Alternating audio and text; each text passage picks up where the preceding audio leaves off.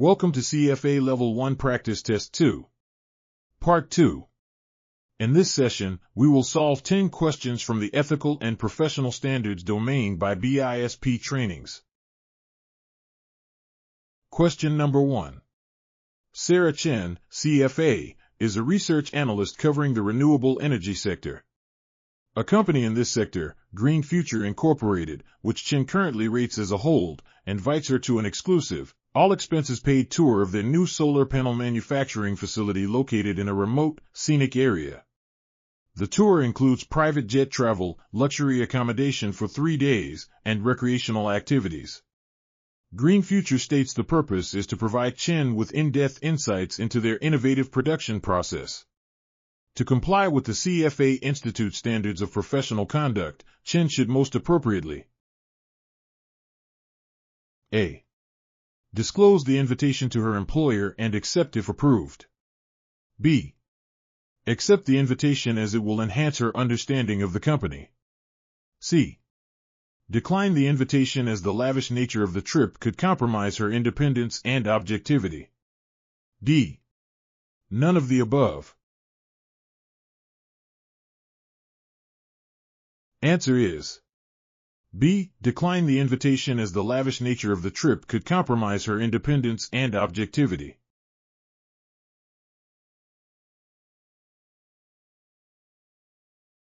Question number 2. When acting with loyalty, prudence, and care, members acknowledge that the selection of any specific investment for a client inherently means A. Adherence to all trading regulations. B. Foregoing the potential benefits from alternative investment. C. A guarantee of principal protection for conservative clients. D. None of the above.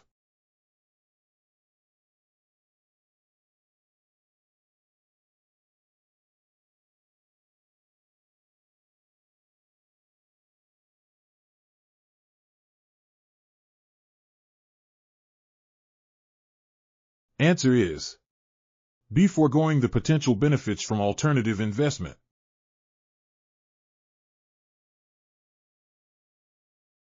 Question number 3. Sarah Miller, CFA, an equity analyst, is valuing Company X, a company with which her firm has a significant investment banking relationship. Management has subtly pressured Miller for a buy recommendation. Miller's independent research suggests a sustainable long-term dividend growth rate of 4% for Company X. However, to achieve a target price consistent with a buy rating, she considers using a 6% growth rate in her Gordon growth model. If Miller uses the 6% growth rate in her published report without disclosing the deviation from her independent assessment and its basis, she would most likely be in violation of the CFA Institute standard regarding A. Misrepresentation. B. Conflicts of interest. C. Diligence and reasonable basis. D. None of the above.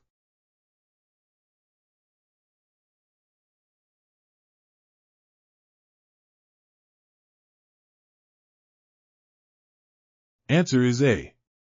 Misrepresentation.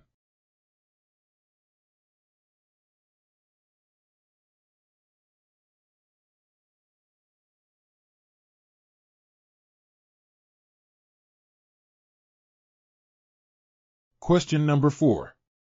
Sarah Miller, CFA, a portfolio manager, receives a detailed research report on a small-cap company from an independent research firm. She finds the analysis compelling and forwards the entire report via email to her clients, adding a cover note stating, "Please see the attached analysis, which I believe you will find informative." Miller does not explicitly state that the report was prepared by her or her firm, nor does she mention the original source. Which of the following standards of professional conduct is Miller's action most likely a violation of? A. Standard I. C. Misrepresentation. B. Standard I. B. Independence and objectivity. C. Standard V. A. Diligence and reasonable basis. D. None of the above.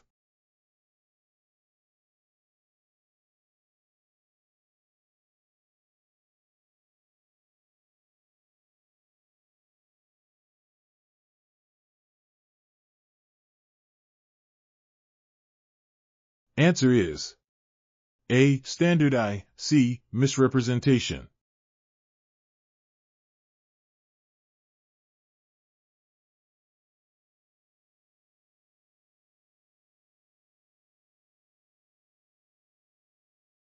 Question number 5.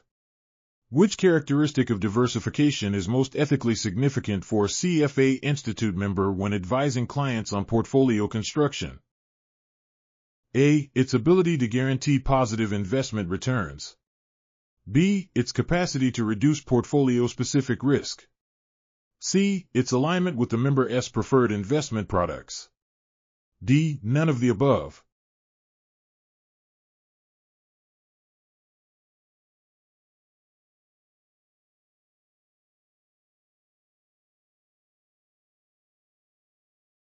Answer is B. Its capacity to reduce portfolio-specific risk.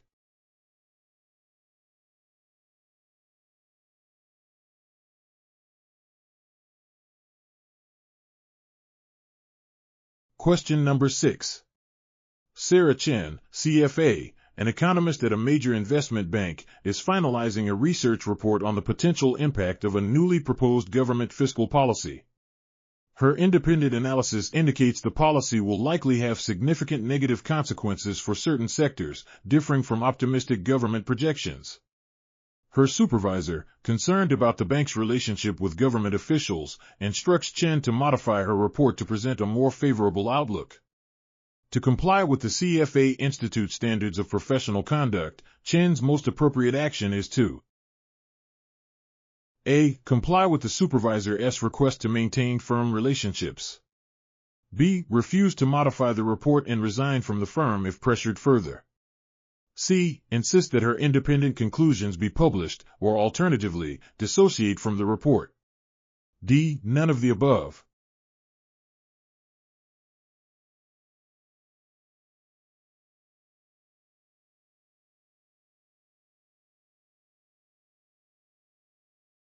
Answer is C. Insist that her independent conclusions be published, or alternatively, dissociate from the report.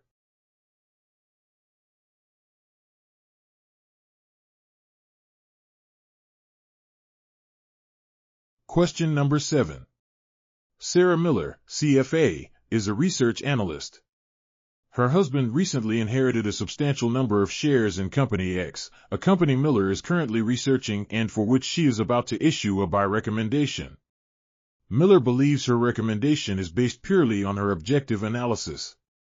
According to the CFA Institute Standards of Professional Conduct, Miller's most appropriate action is to A. Disclose the conflict to her employer and in her research report. B. Proceed with issuing the report without disclosure, as her analysis is objective. C. Abstain from making any recommendation on Company X until her husband sells the shares. D. None of the above.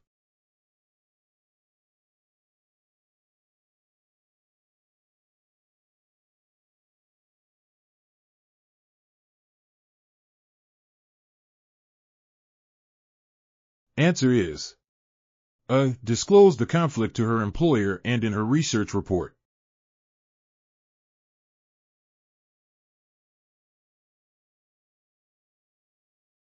Question number 8. Sarah Chen, CFA, is a portfolio manager. She frequently uses the Capital Asset Pricing Model, CAPM, to estimate expected returns for various equity securities. According to the CFA Institute Standards of Professional Conduct, Chen's responsibility regarding the underlying assumptions of the CAPM is best described as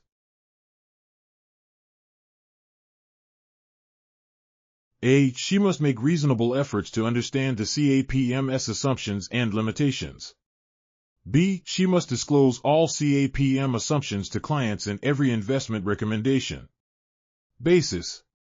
C. She is permitted to rely on the model's validity as long as it is widely accepted in the industry. D. None of the above.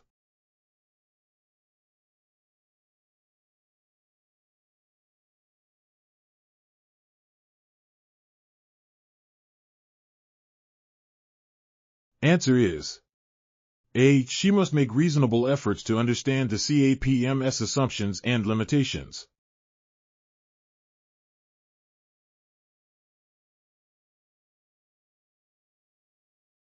Question number 9.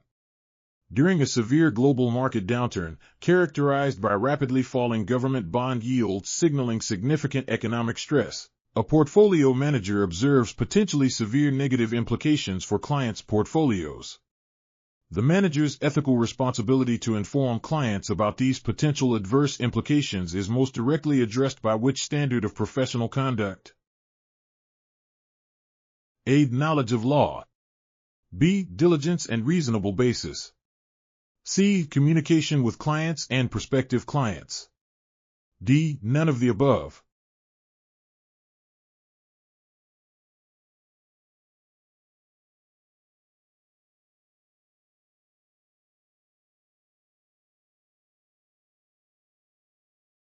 Answer is C. Communication with clients and prospective clients.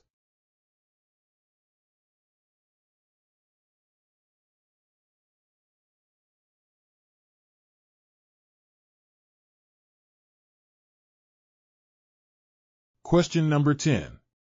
Sarah Lee, CFA, a portfolio manager at Alpha Investments, is planning to leave Alpha in 3 months to establish her own investment advisory firm.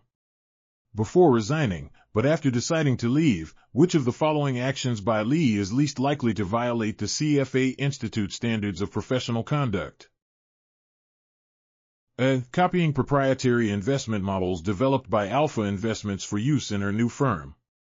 B. Using her employer's client list to solicit clients for her new firm before her departure.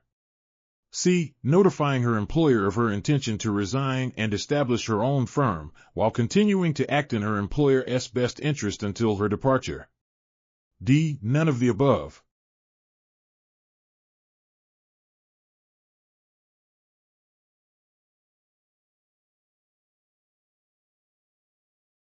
Answer is C. Notifying her employer of her intention to resign and establish her own firm, while continuing to act in her employer's best interest until her departure.